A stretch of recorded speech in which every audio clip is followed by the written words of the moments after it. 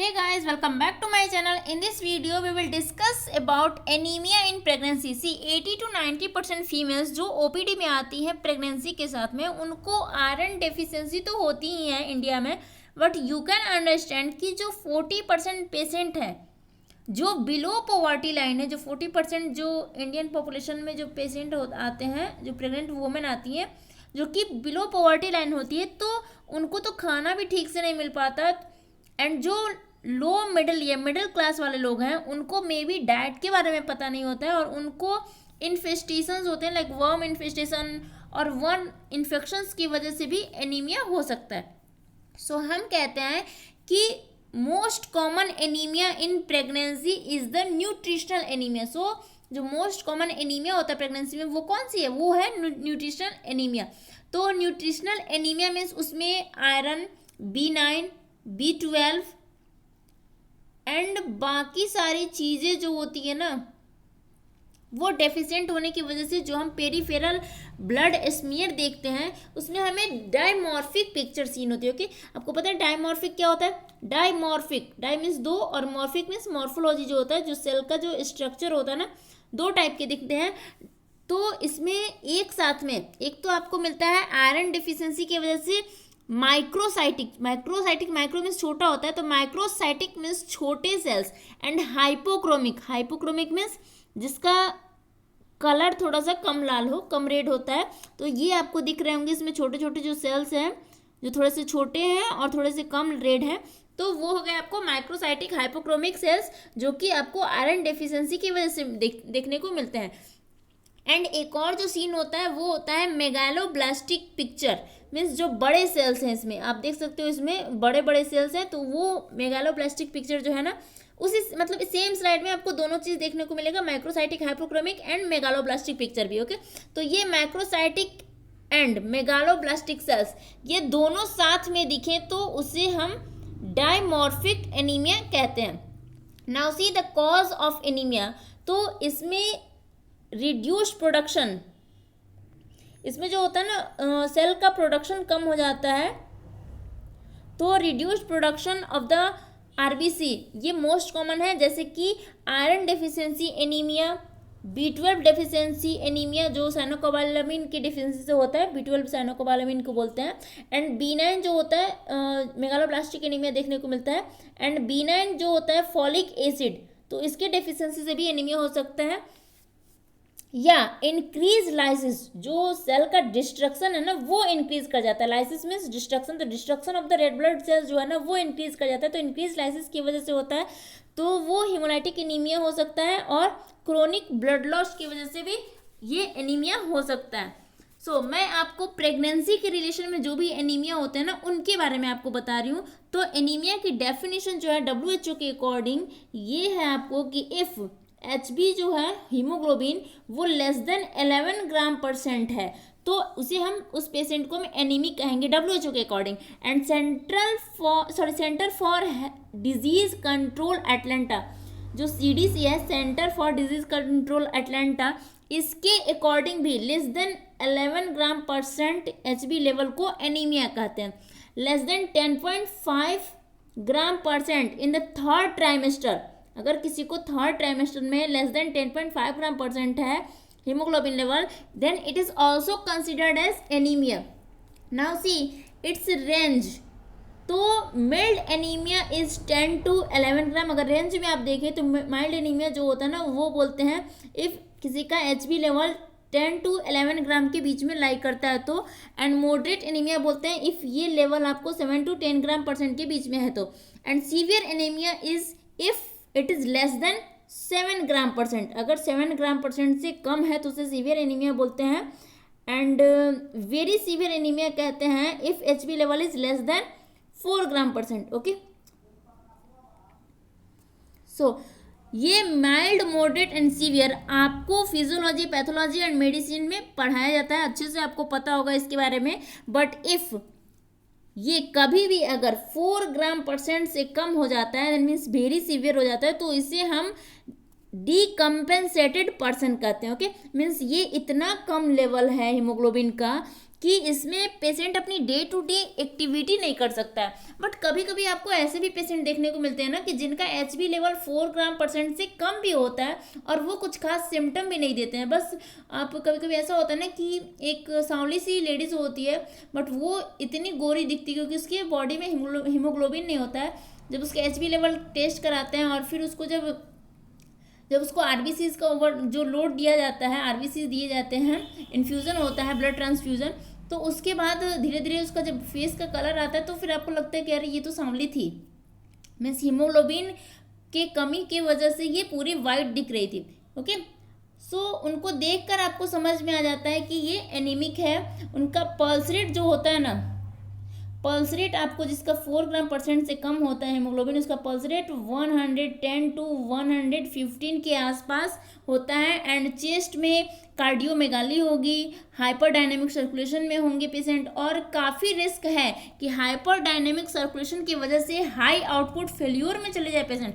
So remember, less than 4 ग्राम HB level के साथ कोई भी पेशेंट आए तो उसका ज़्यादा केयर करें। Okay, now see iron deficiency anaemia. तो आयरन की रिक्वायरमेंट जो होती है किसी भी प्रेग्नेंट फीमेल को, वो होती है आपको 1000 milligram elemental iron. Okay, because आप इसमें देखो, इसमें जो 1000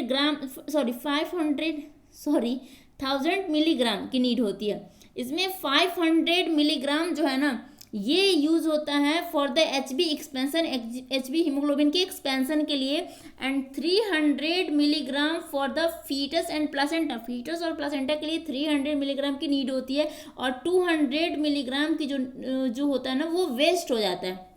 ओके, सो इतने आयरन की रिक्वायरमेंट डाइट से तो पूरी नहीं हो सकते, चाहे आप उसे कितना भी आयरन रिच सप्लीमेंटेशन दे दो।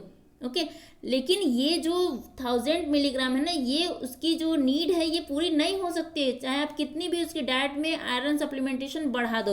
सो ये जो 1000 मिलीग्राम एलिमेंटल आयरन की जो नीड है, इसको पूरा करने के लिए आपको आयरन सप्लीमेंटेशन देना होगा, मीन्स आयरन जो टैबलेट होता है ना वो देना होगा।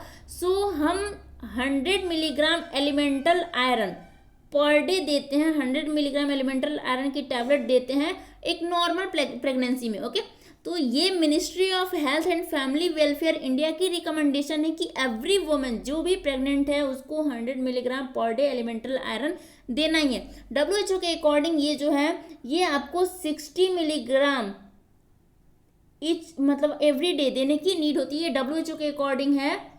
बट एग्जाम पर्पज से आप 100 मिलीग्राम ही याद रखें। तो आप सोच रहे होंगे कि प्रेगनेंसी तो 9 मंथ की होती है एंड नीड कितनी है 1000 मिलीग्राम की, और प्रेगनेंसी जब 9 मंथ की होती है मीन्स 280 डेज प्लस कुछ 280 + 7 डेज होता है। तो अगर 280 डेज की प्रेगनेंसी होती है तो अगर पर डे 100 मिलीग्राम दे रहे हैं तो ये तो 10 दिन में ही हो जाएगा, 110 मिलीग्राम। तो फिर हम इतना क्यों दे रहे हैं? सी मैं बताई ना कि 1000 मिलीग्राम की रिक्वायरमेंट है। ओके, बट 10 डेज में ये 1000 मिलीग्राम पूरे नहीं होते हैं। ओके, ऐसा कभी नहीं होता है, क्योंकि जो हम 100 मिलीग्राम एलिमेंटल आयरन देते हैं ना पर डे, उसमें से पूरा तो कभी भी एब्जॉर्ब नहीं होता है। इसकी absorption only 4 to 6 milligram per day होती है। मीन्स अगर आप 100 मिलीग्राम किसी को दे रहे हो तो उसमें से 4 to 6 milligram he per day absorb होती है। तो इफ़ सपोज 280 डेज की प्रेगनेंसी है एंड उसमें डेली 4 to 6 मिलीग्राम आयरन का एब्जॉर्प्शन हो रहा है, तो रफली ये हो गया ना 1000 to 1150 मिलीग्राम जो है वो आपको उसका जो एब्जॉर्प्शन है वो हो जाएगा। सो डेली 100 mg की नीड होती है। अगर 100 mg देते हैं तो 4 to 6 mg per day absorb होता है एंड 280 डेज में ये जाके लगभग 1000 to 1150 मिलीग्राम। ओके, तो ये हो जाता है। Now see 200 of elemental iron ये दी जाती है if moderate to severe anaemia है किसी को। तो अगर मॉडरेट टू सीवियर एनीमिया है, देखो मैंने बताया 100 मिलीग्राम पर डे ये नॉर्मल प्रेगनेंसी में हर प्रेग्नेंट लेडीज़ को देते हैं। एंड इफ़ किसी को माइल्ड टू मॉडरेट एनीमिया है देन उसको हम देते हैं 200 मिलीग्राम। सी आयरन के फॉर्म्स को देखो तो ये आयरन के जो ओरल आयरन के सप्लीमेंटेशन के फॉर्म्स है ये हो सकते हैं आपको ferrous sulphate, ferrous ascorbate and carbonyl iron. तो ये जो एस्कॉर्बेट एंड कार्बोनाइल आयरन है ना, इसका बेटर एब्जॉर्प्शन देन सल्फेट है। इन दोनों का जो है ना वो बेटर एब्जॉर्प्शन होता है सल्फेट की तुलना में। एंड इस सप्लीमेंटेशन के साथ रिमेंबर, कोई भी फीमेल जो इंडिया में प्रेग्नेंट होकर आपके ओपीडी में आती है और उसे आयरन डेफिशिएंसी है, तो ये टैबलेट देने के साथ साथ एक और टैबलेट हम देते हैं एंड वो टैबलेट होता है मेबेंडाजोल की। ओके क्योंकि वर्म इन्फेस्टेशन काफ़ी कॉमन है। सी मैंने इस वीडियो के सबसे स्टार्टिंग में ही बताया कि वर्म इन्फेस्टेशन, वर्म इन्फेक्शन जो होता है ना, ये इसकी वजह से भी एनीमिया होता है। एंड इंडिया में वर्म इन्फेस्टेशन जो है ना वो काफ़ी कॉमन है। सो इसलिए इसको डी वर्म देने की ज़रूरत होती है पेशेंट को, तो डी वर्मिंग करते हैं इसकी विद द मेबेंडाजोल। ओके तो इसकी 100 मिलीग्राम की टैबलेट बीडी देते हैं for the 3 days. See mebendazole जो है ना वो कैटेगरी सी ड्रग है एंड प्रेगनेंसी में सेफ है, फिर भी हम उसे 12 वीक के बाद ही देते हैं। 12 वीक ऑफ प्रेगनेंसी के बाद देते हैं मेबेंडाजोल, मीन्स डीवर्मिंग का काम 12 वीक के बाद करते हैं। तो सी इंजेक्टेबल आयरन भी हम दे सकते हैं, इंजेक्टेबल प्रिपरेशन जो होता है आयरन का वो दे सकते हैं। ये IV या IM देते हैं, जैसे कि आयरन डेक्स्ट्रॉन को आप देखो तो आयरन जो एफिडेक्स्ट्रॉन होता है ये आपको IV IM दोनों यूज होता है। IM यूज होने वाला, इंट्रामस्कुलर यूज होने वाला एक प्रिपरेशन है जो कि है आयरन सॉर्बिटॉल। बट आजकल ज़्यादा जो यूज हो रहा है वो हो रहा है IV, जो आयरन सुक्रोज है ना उसको सबसे ज़्यादा यूज किया जा रहा है इस फॉर्म को। तो IV form of iron which is iron sucrose ये बहुत यूज़ हो रहा है। ये आयरन सुक्रोज इसलिए ज़्यादा दिया जा रहा है क्योंकि इसमें सेंसिटिविटी टेस्ट करने की नीड नहीं होती। Okay no test done is given, मतलब कोई भी टेस्ट करने की जरूरत नहीं होती सेंसिटिविटी के लिए। यहाँ पे थोड़ा सा मिस्टेक हुआ है, no test done for the sensitivity. Okay तो सेंसिटिविटी के लिए कोई टेस्ट करने की नीड नहीं होती क्योंकि इससे हाइपर सेंसिटिविटी और एनाफाइलेक्टिक रिएक्शन जो होता है ना ये एकदम से निग्लिजिबल है। Okay so dextran and sorbitol ये जब भी हम देते हैं ना IV या IM तो काफ़ी कम डोज में देते हैं क्योंकि ये सेंसिटिव होते हैं। कई बार तो 12 to 14 आवर वेट करते हैं एंड उसके बाद इफ कोई साइड इफेक्ट नहीं होता, मीन्स अगर ये एक डोज देते भी हैं डेक्स्ट्रॉन का या फिर सॉर्बिटॉल का, अगर एक डोज देते हैं तो उसके बाद में 12 to 24 आवर वेट करते हैं एंड उसके बाद इफ कोई साइड इफेक्ट नहीं होता तो फिर एक रेगुलर डोज देते हैं। इसलिए ये जो आयरन सुक्रोज है ये ज़्यादा यूज़ किया जा रहा है आजकल क्योंकि इसमें कोई भी आपको वेट करने की ज़रूरत नहीं है, कोई साइड इफेक्ट नहीं देखा गया, ना ही एनाफाइलेक्टिक शॉक को देखने को मिलता है, एनाफाइलेक्टिक रिएक्शन देखने को मिलता है, और ना ही कोई हाइपर सेंसिटिविटी होती है एफी सुक्रोज के थ्रू। तो ये IV या IM हम क्यों देते हैं? देखा गया है कि IV या IM देने पर आयरन के एब्जॉर्प्शन के रेट में कोई फर्क नहीं पड़ता है। ओके सो आप ओरल दो या फिर IM IV दो, मीन्स पैरेंटल रूट से दो, या फिर आप ओरल टैबलेट दो या फिर आप दो उसको IM या IV पैरेंटल रूट से, तो तीनों से रेट ऑफ एब्जॉर्प्शन जो है ना वो सेम ही है। Rate of rise of HB with oral and injectable preparation is the same. आप चाहे इंजेक्शन दो या फिर टैबलेट दो, दोनों से रेट ऑफ एब्जॉर्प्शन जो सेम है। तो फिर हम उसे IV क्यों देते हैं? क्योंकि कभी कभी ऐसा होता है ना कि पेशेंट को बहुत ज़्यादा वोमिटिंग हो रहा होता है तो वो ओरल टॉलरेट नहीं कर पाती है उसको, इसलिए इसको IV देना पड़ता है। Haemoglobin rise by 1 gram %, means अगर IV दो या ओरल दो दोनों में हीमोग्लोबिन जो राइज होगा वो कितना होगा? 1 ग्राम % होगा। कितने दिनों में? अप्रॉक्स 2.5 to 3 वीक्स, मीन्स 2.5 से 3 वीक में 1 ग्राम % राइज होता है। इफ कोई मेडिकल रिप्रेजेंटेटिव आकर आपसे कहता है कि हमारी कंपनी का आयरन दीजिए 5 डेज में HB 1 ग्राम % इंक्रीज कर जाएगा, तो वो झूठ बोलता है। ओके तो पैरेंटेरल आयरन देने के पीछे 2 वजह है। एक तो इंटॉलरेंस जो मैं बताई कि वोमिटिंग होता है तो वो टॉलरेट नहीं कर पाती है, एंड दूसरा है माल एब्जॉर्प्शन। ओके तो माल एब्जॉर्प्शन या इंटॉलरेंस की वजह से ही अगर किसी पेशेंट को है देन हम उसे IV या IM देते हैं, मीन्स पैरेंटल रूट प्रीफर करते हैं। तो फिर आप देखो कि जैसे कि अगर किसी को माल एब्जॉर्प्शन है, मैंने बताया कि वोमिटिंग बहुत ज़्यादा हो, तो HCG का अगर लेवल बहुत ज़्यादा हाई होगा तो उससे वोमिटिंग ज़्यादा होगा, तो वो टॉलरेट नहीं कर पाएगी। एंड इफ उसे अगर माल एब्जॉर्प्शन है उस फीमेल को, तो माल एब्जॉर्प्शन में क्या होता है, जैसे कि ट्रॉपिकल स्प्रू होता है, या फिर सीलियक स्प्रू होता है, या फिर विपल्स डिजीज होता है। ओके, तो इसके वजह से ना आयरन एब्जॉर्ब नहीं हो पाता है, तो हम पैरेंटरल रूट प्रीफर करते हैं। But remember, rate of rise में इससे कोई भी फर्क नहीं होता है, चाहे वो ओरल दो, चाहे वो आप IVIM दो, पैरेंटरल रूट से दो। ओके, सो ये आपको याद रखना है। सी पैरेंटरल आयरन जब भी देते हैं तो प्रिकॉशन के लिए सेंसिटिविटी टेस्ट करना जरूरी होता है, एक्सेप्ट इन सुक्रोज आयरन। फिर से मैं बता रही हूँ कि जो आयरन सुक्रोज है इसमें आपको सेंसिटिविटी टेस्ट करने की नीड नहीं होती है। आपको सेंसिटिविटी टेस्ट दो ही में ड्रग में करने की जरूरत होती है, एक तो डेक्स्ट्रान या फिर सॉर्बिटॉल में। एंड दूसरा एक और चीज़ आपको ध्यान रखना है कि आप जब भी इंजेक्शन दो तो उसे हम जेट टेक्निक से देते हैं, जेट टेक्निक से देते हैं। So what does it mean, jet technique क्या होता है? सी, हम किसी भी पेशेंट को IM जो होता है ना, इंट्रामस्कुलर बटक्स में देते हैं तो सीधा 90 डिग्री पर देते हैं। आपको पता है कि जो इंजेक्शन दिया जाता है बटक्स में वो सीधा 90 डिग्री पर दिया जाता है, बट आयरन जो देते हैं ना वो ऑयली फॉर्म में होता है एंड ब्लैक कलर का इंजेक्शन होता है। तो इफ़ आप इंजेक्शन देने के बाद नीडल को, इंजेक्शन आप देते हो और फिर नीडल को सीधा निकाल लेंगे ना, तो क्या होगा कि थोड़ा बहुत आयरन रिस्क कर बाहर आएगा।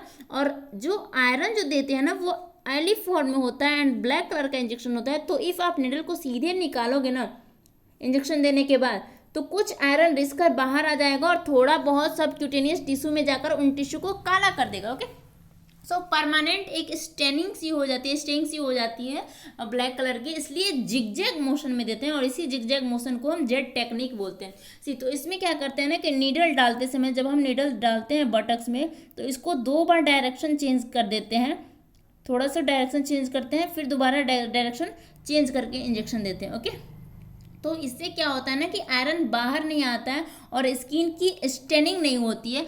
और एक और प्रिकॉशन है, स्टॉप ओरल आयरन। जब भी आप इंजेक्टेबल आयरन दे रहे हो किसी पेशेंट को, तो उस टाइम में ओरल आयरन स्टॉप कर देते हैं। अब क्यों ओरल आयरन स्टॉप कर देते हैं ओरल आयरन, तो इसके कारण को देखते हैं। सी, जो गट रिसेप्टर होते हैं, सपोज ये गट है एंड इसमें आप आयरन की टैबलेट जो है ना फेरस सल्फेट दे रहे हो, तो आप देखो कि ये गट में ना रिसेप्टर्स लगे होते हैं। ओके, तो ये रिसेप्टर्स होते हैं एंड इसी रिसेप्टर्स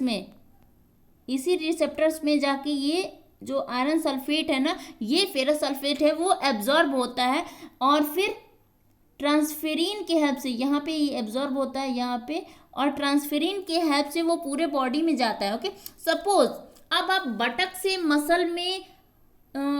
में मसल में इंजेक्शन दे रहे हो, यहाँ पर अगर बटक्स में आप दे रहे हो इंजेक्शन, तो यहाँ से क्या होगा कि आपने आयरन का इंजेक्शन दिया, तो ये आयरन का इंजेक्शन सर्कुलेशन में तो आएगा और इसी रिसेप्टर से आकर फिर एब्जॉर्ब होता है ना। तो इस रिसेप्टर में अगर आप ओरल दे रहे हो, तो ओरल वाला जो फेरस सल्फेट है, अब ध्यान से सुनना कि ओरल फेरस सल्फेट है, वो सारे आकर तो इस रिसेप्टर को, मतलब इस गट रिसेप्टर में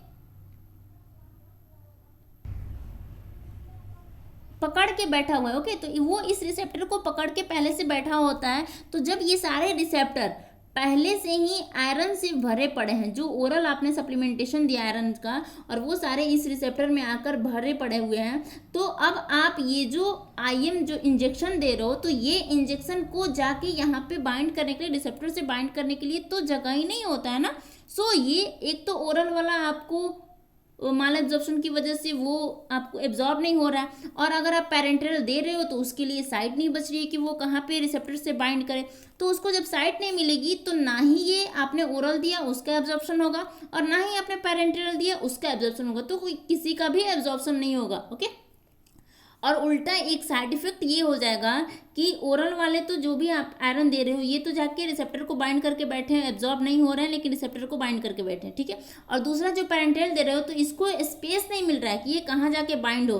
ओके, तो जब इसको स्पेस नहीं मिलता है ना पैरेंटरल आयरन का, तो ये क्या होता है, सर्कुलेशन में घूमते रहता है और फिर लीवर में जाकर बैठ सकता है और आयरन ओवरलोड हो सकता है। इसलिए पैरेंटरल आयरन देना हो तो ओरल आयरन को पहले स्टॉप कर दीजिए, अदरवाइज जो एब्जॉर्प्शन है वो भी नहीं होगा और ज़्यादा आयरन होने की वजह से side effects of the iron overload हो जाएगा। Okay, now see the dose calculation of the parenteral iron. तो इसकी डोज कैलकुलेशन कैसे करते हैं, तो इसकी डोज कैलकुलेशन वेट के अकॉर्डिंग होती है। तो फॉर्मूला है इसका 2.21 इंटू वेट इन केजी, जो फीमेल का वेट होता है वो केजी में, मल्टीप्लाइड बाय हीमोग्लोबिन डेफिशिएंसी। तो हीमोग्लोबिन डेफिशिएंसी आखिर कहाँ से आता है, तो वो जो टारगेटेड एचबी होता है, जो टारगेटेड एचबी हम मान के चलते हैं अप्रॉक्स 14 ग्राम हम मान के चलते हैं टारगेट एचबी। ओके, 14 मिलीग्राम, और इससे हम इसमें से हम सब्ट्रैक्ट कर देते हैं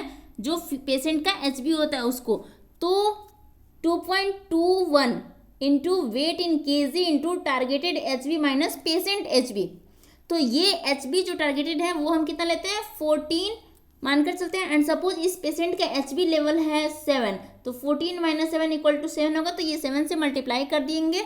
अगर ये 7 आता है, 7 ग्राम है अगर किसी पेशेंट का एचबी लेवल, तो और प्लस में हम देते हैं 100 मिलीग्राम फॉर द स्टोर करने के लिए। ओके, बट इफ आप इतने कैलकुलेशन नहीं करना चाहते हो तो एक रफ एस्टिमेट है कि एवरी ग्राम डेफिशिएंसी के लिए 200 मिलीग्राम देते हैं। ओके, तो नियरली 200 मिलीग्राम देते हैं फॉर पर ग्राम एचबी डेफिशिएंसी। 1 ग्राम जो हीमोग्लोबिन डेफिशिएंसी होता है उसके लिए 200 मिलीग्राम हम आयरन देते हैं।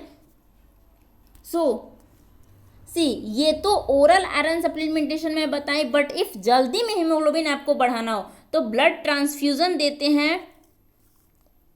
सॉरी, ओरल नहीं बताई, मैं ये बताई आपको पेरेंटरल रूट से। बट इफ़ आपको जल्दी में जो हीमोग्लोबिन बढ़ाना है, मीन्स अगर कोई पेशेंट जो है वो आपको 36 वीक पे प्रेजेंट कर रही है एनीमिया के साथ 7 ग्राम ऑफ ब्लड के साथ। ओके,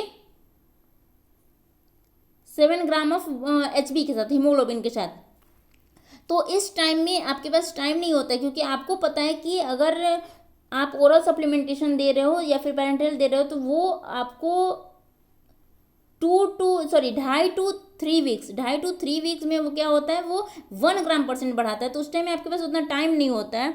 तो इसलिए हम क्या करते हैं कि उसको ब्लड ट्रांसफ्यूजन दे देते हैं ताकि वो जल्दी से एचबी उसका इंक्रीज कर दे। तो सपोज एक बैग है ब्लड का, आप इसमें देखो, इस बैग में आपके पास ये रहा, इसमें एचबी जो नीचे बैठा हुआ है एंड ये ऊपर में प्लाज्मा है।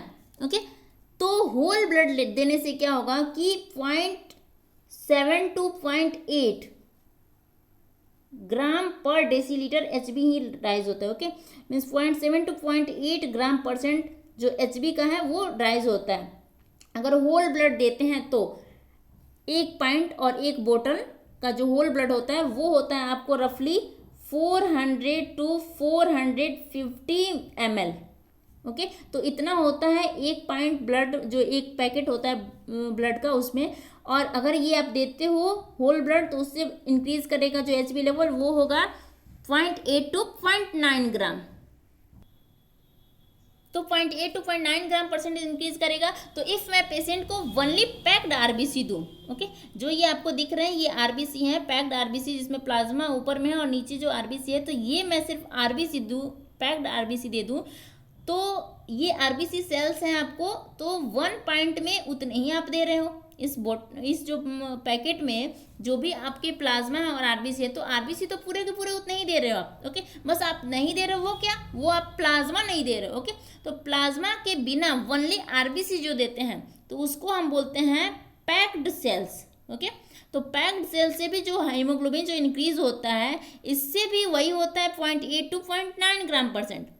सो इफ़ हम पैक्ड आरबीसी देते हैं ना, तो ये जो एक्स्ट्रा प्लाज्मा है, जो ये ऊपर में एक्स्ट्रा प्लाज्मा है जिसका कोई यूज़ नहीं है इस टाइम पर, वो हम नहीं देते हैं, जिससे बेनिफिट ये होता है ना कि फ्लूइड ओवरलोड नहीं होता। ओके, देखो, अगर इफ़ किसी पेशेंट को ब्लड ट्रांसफ्यूजन का इंडिकेशन बनता है जब एचबी लेस देन 7 ग्राम % हो, अगर किसी पेशेंट का एचबी लेस देन 7 ग्राम % है नियरिंग टर्म, मीन्स टर्म पर, बिकॉज इस टाइम पर ओरल या पेरेंटल आयरन देने पे काफ़ी टाइम लग जाएगा। एंड इफ़ ये 35 वीक की प्रेगनेंसी है तो 1 ग्राम % जो एचबी है, तो 1 ग्राम % इंक्रीज करते करते 37 वीक्स हो जाएंगे। सो इफ सपोज 5 ग्राम% के साथ अगर कोई पेशेंट आइए तो इसे तो कितना चढ़ेगा, अगर किसी पेशेंट का 5 ग्राम% अभी HB लेवल है तो 5 ग्राम% अगर HB लेवल है तो उसमें आपको 3 to 4 पॉइंट्स देने पड़ेंगे इसके, ओके।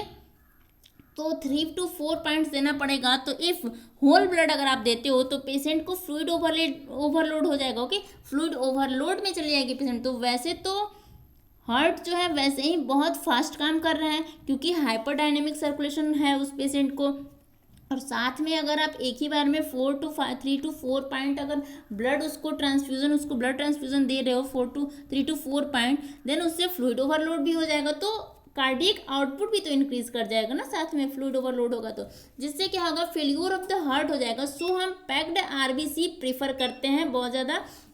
होल ब्लड अब दो ही केस में लगभग प्रीफर होता है, एक तो ट्रॉमा के केस में क्योंकि उस टाइम में फ्लूइड बहुत लॉस हो चुका होता है ना, ब्लड बहुत ज़्यादा लॉस हो चुका है, तो उस टाइम में वॉल्यूम भी हाइपोवॉल्यूमिया हो गया होता है, तो हाइपोवॉल्यूमिया है इसलिए उस टाइम में ट्रॉमा के केस में हम होल ब्लड देते हैं, ओके। या फिर रप्चर्ड एक्टोपिक प्रेगनेंसी में भी जो वॉल्यूम है वो कम हो गया रहता है, फ्लूइड वॉल्यूम, ब्लड का वॉल्यूम बॉडी में कम होता है, इसलिए उस केस में भी आपको जो होल ब्लड है वो प्रीफर करना होता है। एंड फ्रैक्चर के केस में भी ये इंडिकेटेड होता है होल ब्लड, ओके, क्योंकि इस टाइम में आपको ब्लड के वॉल्यूम को भी इंक्रीज करने की नीड होती है।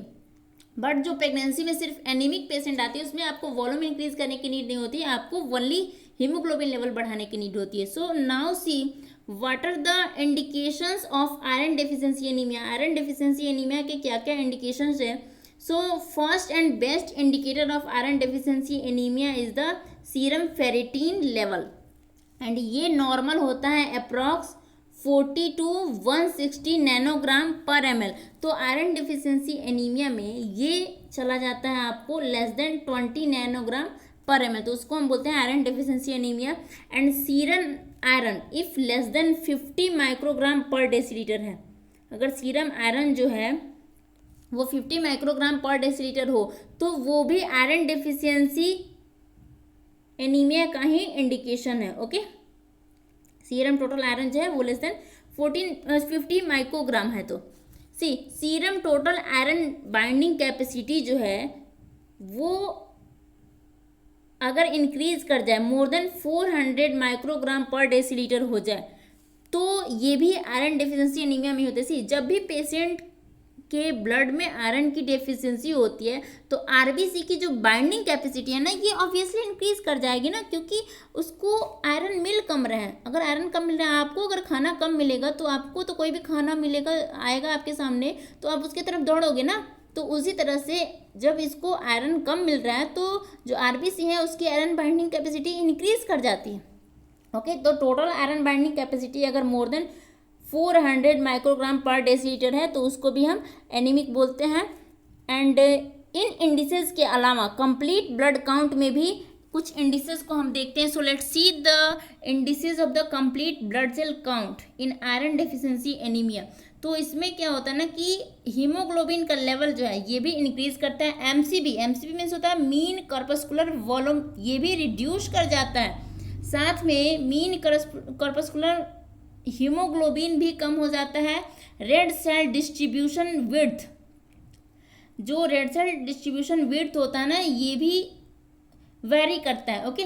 तो जो रेड सेल का जो साइज होता है ना डिफरेंट वो अलग अलग देखा जाता है। कोई रेड सेल स्मॉल साइज का होता है, कोई एवरेज साइज का होता है, कोई बिगर होता है, ठीक है ना। तो ये सारे देखे जाते हैं एक ही साथ में। सो अब इन इंडिसेस को हम लोग थैलेसीमिया के इंडिसेस से भी कंपेयर कर लेते हैं, बिकॉज इन दोनों की प्रेजेंटेशन लगभग सेम ही होती है। तो थैलेसीमिया में देखें तो इसमें HB की डेफिशिएंसी नहीं होती है।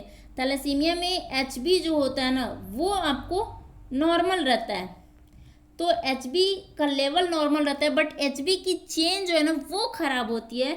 अमाउंट ऑफ HB नॉर्मल होता है, इसमें साइज कम होता है। मीन कॉर्पस्कुलर वॉल्यूम जो है ना इसमें भी कम होती है, और मीन कॉर्पस्कुलर हीमोग्लोबिन तो MCV भी कम होता है, यहाँ पे नहीं लिखा गया है। MCV भी ये भी फॉल कर गया होता है। एंड MCH मीन कॉर्पस्कुलर जो हीमोग्लोबिन होता है ये भी कम हो जाता है, लेस देन 27 पाइकोग्राम हो जाता है, जो कि नॉर्मल इसका होता है 29 पाइकोग्राम। तो ये थैलेसीमिया में MCH एंड MCV ये दोनों कम हो जाते हैं। ऐसी red cell distribution width thalassaemia में नॉर्मल होता है। जो रेड सेल का डिस्ट्रीब्यूशन विड्थ जो होता है ना वो नॉर्मल होता है, मीन्स जो साइज होते हैं ना RBCs के वो एक ही जैसे देखने को मिलते हैं थैलेसीमिया में। और एक डिफरेंस है mean corpuscular haemoglobin concentration MCHC mean corpuscular haemoglobin concentration, ये आयरन डेफिशिएंसी एनीमिया में तो कम होता है, जबकि थैलेसीमिया में ये नॉर्मल होता है। ओके, तो ये थैलेसीमिया में नॉर्मल होता है। सो रिमेंबर, ये जो भी MCV है, मीन कॉर्पस्कुलर वॉल्यूम है, मीन कॉर्पस्कुलर हीमोग्लोबिन है, एंड MCHC। ओके, MCHC ये तीनों आयरन डेफिशिएंसी एनीमिया में कम होता है। ओके, सो एक और इंडेक्स है मीन कॉर्पस्कुलर वॉल्यूम का ratio with the RBC number. अगर हम इसका रेशियो देखें RBC नंबर के साथ में मीन कॉर्पस्कुलर वॉल्यूम का ये रेशियो देखें तो आपको पता है कि आयरन डेफिशिएंसी एनीमिया में RBC कम हो जाता है। तो आयरन डेफिशिएंसी एनीमिया में RBC कम होगा और वॉल्यूम भी तो कम हो जाती है ना। तो ये रेशियो जो होगा आप देखो यहाँ पे MCV अपॉन RBC, तो ये दोनों आपके जो रेशियो है ना ये कम हो जाते हैं। जब दोनों फॉल होंगे, आपको न्यूमरेटर भी फॉल हो रहा है डिनोमिनेटर भी फॉल हो रहा है, तो रेशियो क्या होगा, नॉर्मल होगा। बट ये आपको जो थैलेसीमिया है इसमें क्या होता है, इसमें RBC जो है थैलेसीमिया में RBC नॉर्मल होता है। तो थैलेसीमिया में RBC नॉर्मल होता है आपको, और ये जो MCV है मीन कॉर्पस्कुलर वॉल्यूम, तो ये वॉल्यूम जो है ना ये डिक्रीज कर जाता है। तो आपको वॉल्यूम ऊपर वाला डिक्रीज कर रहा है और ये नॉर्मल जब रहेगा तो क्या होगा, जब आपका डिनोमिनेटर नॉर्मल है और जो न्यूमरेटर है वो कम हो रहा है तो क्या होगा, ये आपको कम हो जाएगा। ओके, सो इसको हम बोलते हैं मेंजर्ड इंडेक्स। तो मेंजर जो इंडेक्स होता है वो होता है मीन कॉर्पस्कुलर वॉल्यूम और RBC का रेशियो। ओके, तो ये आपको मीन कॉर्पस्कुलर वॉल्यूम और RBC की रेशियो जो है वो थैलेसीमिया में कम देखने को मिलती है, ये डिक्रीज करता है थैलेसीमिया में, जबकि आयरन डेफिशिएंसी एनीमिया में ये रेशियो नॉर्मल रहता है। ओके, सो ये आपका MCQ बनता है सी। तो मैं इन दोनों का डिफरेंस इसलिए बताएं ताकि जो पेरिफेरल ब्लड फिल्म है, इफ किसी को only iron deficiency anaemia and उसकी वजह से किसी को माइक्रोसाइटिक हाइपोक्रोमिक पिक्चर होती है, और वही पेरिफेरल स्मीयर जो थैलेसीमिया में भी पाया जाता है माइक्रोसाइटिक हाइपोक्रोमिक एनीमिया। सो ये जितने भी इंडिसेस मैं बताएं इनकी बेसिस पर हम आयरन डेफिशिएंसी एनीमिया और थैलेसीमिया की डिफरेंशियल डायग्नोसिस आसानी से कर सकते हैं। Okay, now see the megaloblastic anaemia. तो मेगालोब्लास्टिक एनीमिया हो सकता है because of folic acid deficiency और विटामिन B12 डेफिशिएंसी की वजह से। ओके, तो ये दो कारण हैं आपको मेगालोब्लास्टिक एनीमिया के। सो फिश टेपवर्म या फिर डायफेलोबोथेरियम लैटम जो होता है ना, तो इनके वजह से भी मेगालोब्लास्टिक एनीमिया की पिक्चर होती है। तो ये फॉलिक एसिड डेफिशिएंसी हो सकती है because of increase demand in pregnancy and reduce supply in the pregnancy. Okay, so अगर डिमांड इंक्रीज कर रहा है और सप्लाई कम जा रहा है तो उससे क्या होगा, आपको फॉलिक एसिड डेफिशिएंसी होगी। तो ग्रीन वेजिटेबल का इंटेक होगा। इफ तो फॉलिक एसिड मतलब ग्रीन वेजिटेबल का इंटेक अगर कम होता है तो फॉलिक एसिड डेफिशिएंसी होती है प्रेगनेंसी में। ओके, और माल एब्जॉर्प्शन सिंड्रोम या फिर इफ कोई सर्जरी में इंटेस्टाइनल रिसेक्शन हुआ है, इंटेस्टाइनल सर्जरी हुई है या फिर रिसेक्शन हुआ है, तो इन सब में फॉलिक एसिड डेफिशिएंसी होती है। सी विटामिन B12 डेफिशिएंसी को आप देखो तो ये होता है because of mall absorption, means अगर एब्जॉर्प्शन सही से नहीं हो रहा है तो आपको B12 डेफिशिएंसी होगी, या फिर इंट्रिंसिक फैक्टर अगर डेफिशिएंट है तो भी ये आपको विटामिन B12 डेफिशिएंसी हो सकता है, या फिर हाइड्रोक्लोरिक एसिड का सिक्रेशन ज़्यादा हो रहा है जिसको हम एक्लोरहाइड्रिया भी बोलते हैं, वो ज़्यादा हो रहा है तो उससे भी विटामिन B12 डेफिशिएंसी हो सकती है। Now see the treatment part. तो नॉर्मली जो हम फॉलिक एसिड देते हैं ना, वो नॉर्मली किसी भी पेशेंट को, नॉर्मली किसी भी प्रेग्नेंट वुमेन को ये देते हैं प्रेगनेंसी में हम 0.4 to 0.5 मिलीग्राम पर डे देते हैं नॉर्मली। ओके, तो ये रिक्वायरमेंट है नॉर्मल हर प्रेग्नेंट लेडीज़ का। ओके, तो ये आयरन की टैबलेट के साथ में कॉम्बिनेशन फॉर्म में ही हम ये दे देते हैं। बट इफ़ किसी को डेफिशिएंसी ऑफ फॉलिक एसिड है, तो अगर फॉलिक एसिड की डेफिशिएंसी है तो उसमें सप्लीमेंटेशन जाता है 5 मिलीग्राम पर डे।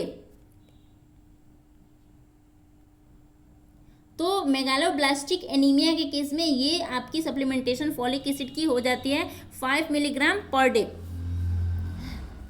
और एक और बात कि इफ़ किसी पेशेंट को मेगालोब्लास्टिक एनीमिया है बिकॉज ऑफ B12 डेफिशिएंसी, तो उसके लिए हम एक इंजेक्शन है जो विटामिन B12 से बना है, विटामिन B12 डेफिशिएंसी के लिए है। तो ये एनिमल सोर्स से बना होता है। ओके, तो विटामिन B12 जो साइनाकोबालामिन की रिक्वायरमेंट होती है, ये आपको नॉनवेज जो नॉन वेजिटेरियन है ना, उनमें उनके नॉन वेजिटेरियन जो होते हैं उनमें ये डिफिशियंसी नहीं होता है, क्योंकि ये नॉनवेज सोर्स होता है। ओके, जो एनिमल सोर्स है उससे बना होता है ये इंजेक्शन। सो ये इंजेक्शन ऑफ साइनाकोबालामिन देते हैं अगर किसी को विटामिन B12 डेफिशिएंसी होता है तो। एंड ये आपको मोस्टली वेजिटेरियन में देखने को मिलता है, क्योंकि ये जो विटामिन B12 है ना वो तो एनिमल सोर्स से ही मिलता है, तो वेजिटेरियन में ये नहीं मिल पाता है, इसलिए उनको डेफिशिएंसी होती है B12 की। एंड ये सप्लीमेंटेशन जो देते हैं ये एनिमल सोर्स से ही बना होता है, ये साइनाकोबालामिन जो इंजेक्शन होता है ये।